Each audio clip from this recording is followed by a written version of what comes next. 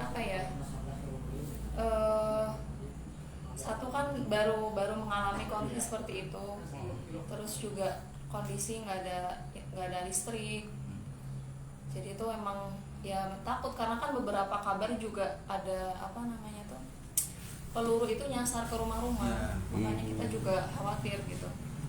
Apalagi waktu hari Lebaran itu rudal tuh sekitar 200 meter mungkin dari rumah, dan itu kena masjid dan hancur, jadi memang ya takut gitu, takut dan khawatir. Berarti ngalamin perangnya itu berapa hari sana ya? Dari tanggal 15 sampai 23, karena kan 23 itu kita mulai evakuasi. Ya, 15 April ya? 15 April. Berarti itu tengah-tengah puasa ya? Iya, hari Pas Sabtu. Lebaran juga di sana. Lebaran masih di sana. Oke. Masih di sana. Kan Lebaran kalau di Khartoum di Sudan itu Lebaran tanggal 21 hari Jumat. Di Indonesia kan hari Sabtu, iya. Berarti selama sebelum dievakuasi diam terus di asrama? Kebetulan tuh kan tinggal di asrama, tapi hari Jumat itu ada acara keluar, nginep di luar. Terus pas pulang pagi menuju asrama itu kebetulan ada kegiatan di sekitar kampus. Terus tiba-tiba mungkin jam 9 pagi itu tiba-tiba ada terjadi pecah itu perang, dan nggak bisa balik ke kampus, ke asrama, jadi ikut di rumah temen numpang selama 8 harian itu. Berarti itu di sana kuliah gimana? Kuliah tingkat S1. Udah berapa lama di sana? 3 tahun setengah ya? 3 tahun 7 bulan. Iya, 3 tahun 7 bulan. Hampir selesai berarti ya? Iya. Lagi nyusun skripsi. Iya, skripsi. Terus gimana kelanjutannya? Ya nunggu kabar dari pihak sana. Kalau dari pihak KBRI sendiri gimana waktu untuk instruksi sama teman mahasiswa? Oh iya, jadi KBRI juga koordinasi sama teman-teman organisasi yang ada di sana ya, Ikatan Pelajar di sana dan organisasi-organisasi lain untuk mengatur terkait kebutuhan logistik, karena kan kita tidak bisa keluar, terus banyak pertokoan juga tutup. Jadi dari teman-teman namanya tuh relawan, tim relawan ini bekerja sama dengan KBRI terkait penyaluran logistik dan bantuan dan evakuasi, karena kan itu hari aktif ya, teman-teman ada yang berkegiatan di luar gitu, jadi dievakuasi. Dan beberapa tempat itu kan beberapa hari nggak ada listrik dan nggak ada air, jadi dievakuasi ke beberapa tempat yang memang di situ tersedia air dan listrik. Setelah itu ya KBRI juga terus menghimbau terkait himbauan untuk tidak keluar rumah, menghindari tempat-tempat yang rawan seperti itu. Dan alhamdulillah terus terkoordinasi dan terus terpantau oleh KBRI sampai akhirnya pada tanggal 22 Kemenlu memutuskan kondisi di sana itu siaga 1, berarti sudah harus evakuasi, dan kebetulan ada gencatan senjata selama 72 jam. Jadi memanfaatkan waktu 72 jam gencatan senjata itu, tidak hanya pemerintah perwakilan Indonesia di Sudan, tapi juga perwakilan kedutaan besar negara asing pun memanfaatkan gencatan senjata ini untuk mengevakuasi warga negaranya. Berarti selama konflik itu untuk kebutuhan logistik dari bantuan mengantarkan? Iya, mengantarkan bantuan. Kalau dari Kuningan berapa banyak yang ikut atau yang tahu? Yang mahasiswa kurang lebih di sana tuh mahasiswa hampir 600 atau 700-an. Khusus yang Kuningan aja. Oh, kalau yang Kuningan, kalau nggak salah tuh sekitar 3 orang ya, tapi ya nggak terlalu kenal sih, karena kan itu mahasiswa ya, jadi kurang kenal gitu. Berarti selama dievakuasi itu kan pakai bis ya? Iya. Ada 7 bis kalau nggak salah ya? Iya, itu kan bertahap. Sebenarnya itu evakuasi itu dari ibu kota Khartoum ke Port Sudan itu sebenarnya mau satu rombongan. Di situ kita udah berkumpul di 2 titik, satu di keberangkatan dari KBRI Khartoum, yang kedua itu keberangkatan dari Arkawit, daerah Arkawit. Nah, di situ tuh kita sudah berkumpul dari subuh, sekitar ada 680-an warga negara Indonesia yang mau evakuasi, tapi terkendala oleh kendaraan yang sebelumnya itu bisnya itu sudah terbooking, ternyata membatalkan untuk berangkat karena keterbatasan bahan bakar pada saat itu. Jadi pada evakuasi hari pertama itu hanya ada 7 bis yang berangkat untuk, bukan 7 bis, malah 6. Nah, tapi ikut rombongan itu. Nah, kebetulan karena memang didahulukan itu rentan perempuan, kemudian yang anak-anak dan suami istri. Jadi yang perempuan ini berangkat semuanya dari Khartoum ke Port Sudan itu pada tahap pertama tanggal 23 April itu. Berarti mbaknya sendiri ikut di situ kan? Iya, ikut. Pas kecelakaan itu gimana? Kalau yang kecelakaan itu di yang kloter ketiga. Oh, bukan yang pertama, Bukan, Mbak? bukan. Berarti bukan rombongannya Mbak ya? Bukan. Tapi tahu kabarnya kecelakaan itu? Nah, kita itu saat rombongan yang kecelakaan itu kita sudah kloter pertama ini sudah ada di Jeddah. Sudah sampai di Jeddah. Jadi bukan kloter yang pertama. Kebetulan memang kloter yang kecelakaan itu kebanyakan itu pekerja migran, karena kebanyakan yang mahasiswi, ibu-ibu dan anak-anak itu sudah di kloter awal. Iya. Berarti kalau tinggal di sana mulai tahun berapa sih? September 2019. 2019. Iya. Sewaktu 2019 sampai sebelum konflik besar-besaran terjadi itu gimana itu? Hanya ada demo dari masyarakat sipil. Jadi pernah puncaknya itu 2021 Oktober. Itu kita pernah mati total internet selama kurang lebih 1,5 bulan.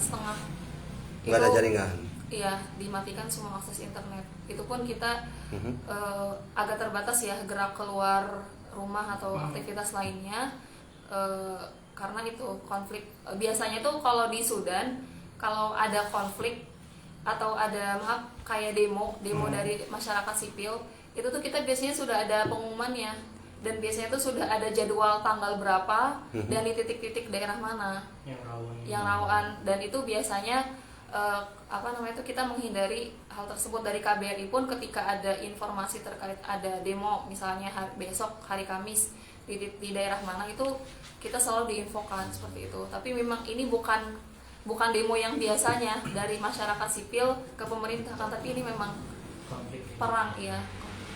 Berarti pernah terjadi juga puncak di tahun 2021 berarti ya? 2021 itu hanya demo tapi cukup besar.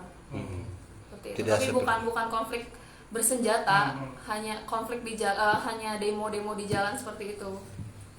Tadi kan sempat jaringan mati total dan sebagainya, komunikasi sama keluarga gimana? Selama Pakai wifi, jadi kita wifi ke KBRI. Oke. Itu difasilitasi oleh KBRI, itu pun terbatas ya. Itu waktu itu. Lokasi dari kampus ke KBRI? Kalau perjalanan menggunakan kendaraan itu sekitar 20 menit. 20 menit. Iya.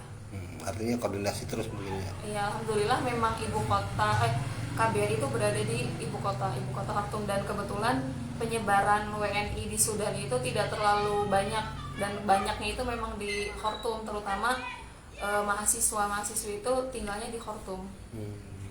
Jadi mudah gitu koordinasi dengan KBRI. Itu pernah mengalami tidak ada jaringan internet berarti seberapa? 2 bulan? 1,5 bulan. Di tahun berapa itu? 2021. 2021. Iya. Berarti mulai komunikasi sama keluarga terus menerus dari sejak awal atau gimana? Iya. Kalau komunikasi ya iya, cuman itu tuh memang mati total, sampai telepon seluler pun itu nggak bisa.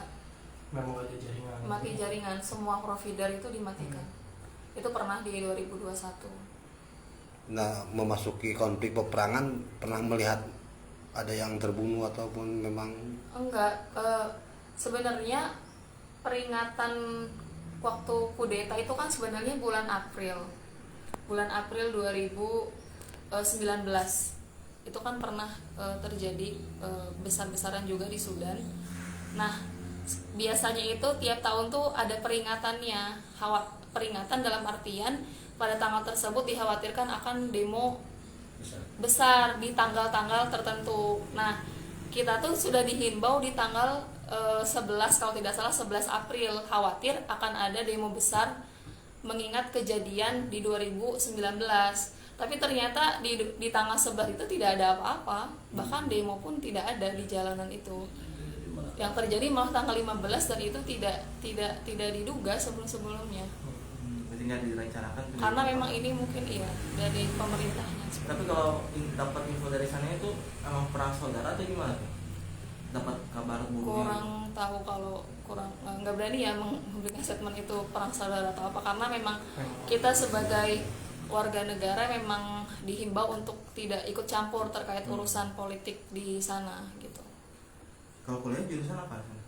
Di Fakultas Pendidikan, kalau jurusannya Teknologi Pendidikan. Nama itu kampusnya? Nama kampusnya International University of Africa. Itu berada di Kota Khartoum. Berarti waktu bulan puasa juga di sana ya? Iya, kita masih aktif perkuliahan. Berkuliah aktif. Iya, hari itu masih perkuliahan aktif. Dan Iya, iya. Nah, mengenai perjalanan pulang itu kan sampai pagi, ketemu pagi lagi itu. Gimana itu? Iya, karena memang evakuasi ini perjalanan rahasia dan darurat ya. Oh, rahasia. Jadi memang pemerintah pun hati-hati gitu dalam proses evakuasi. Kita pun yang dievakuasi ini tidak diberikan informasi secara langsung dari A sampai B sampai ke Indonesia itu prosesnya seperti apa, kemudian tanggal-tanggal jamnya itu secara rinci itu tidak diberitahu. Jadi pokoknya kita hanya mengikuti arahan step by stepnya, karena memang proses evakuasinya ini step by step gitu. Jadi karena kan dikhawatirkan ada hal-hal yang tidak di luar rencana itu terjadi. Jadi kita dikabari tanggal 22 itu bahwa tanggal 23 kita ada evakuasi, disuruh menyiapkan barang-barang yang harus dibawa dan sebagainya. Kemudian kita pagi subuh tanggal 23 itu berkumpul di satu titik namanya di daerah Arkawit. Itu dekat dengan kampus dan dekat dengan wilayah teman-teman tinggal di satu titik itu. Kemudian bis yang saya tumpangi itu berangkat pukul sekitar 9 atau setengah 10 menuju Port Sudan. Itu kalau perjalanan normal seperti yang teman-teman biasa bepergian ke Port Sudan itu 12 jam, akan tapi karena memang kita mencari jalur aman itu kalau bis saya itu sekitar 16 jam menempuh perjalanan 16 jam. Dan itu selama di perjalanan kita ada checkpoint oleh tentara dan para militer di sana. Jadi mungkin ada sekitar 10 kali kita diberhentikan oleh militer maupun para militer untuk dicek gitu terkait rombongan yang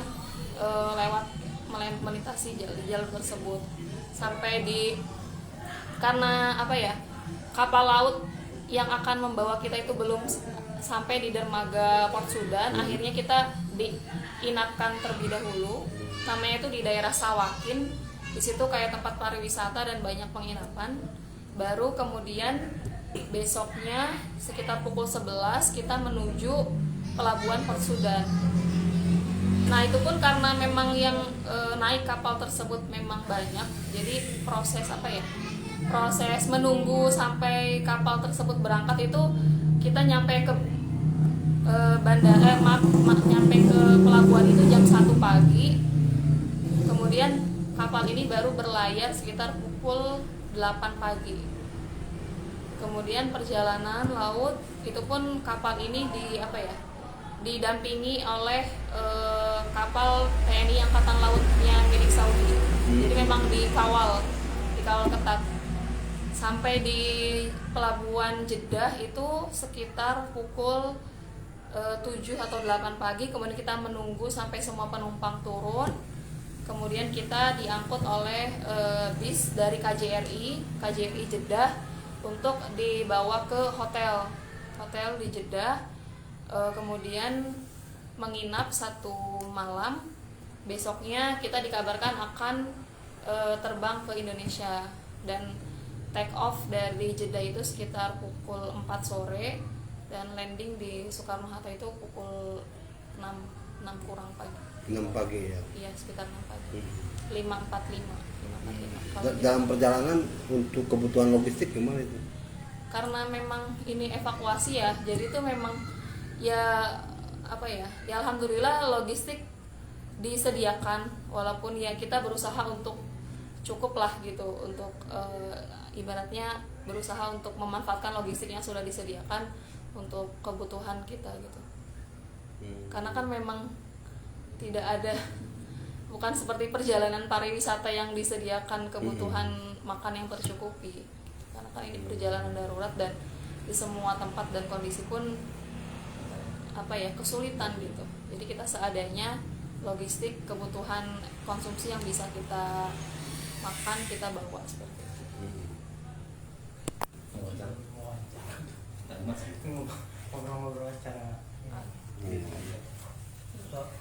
soal tadi aja mungkin dijabarin tuh soal kondisi COVID di Sudan itu seperti apa sih, terus bagaimana jalannya proses evakuasi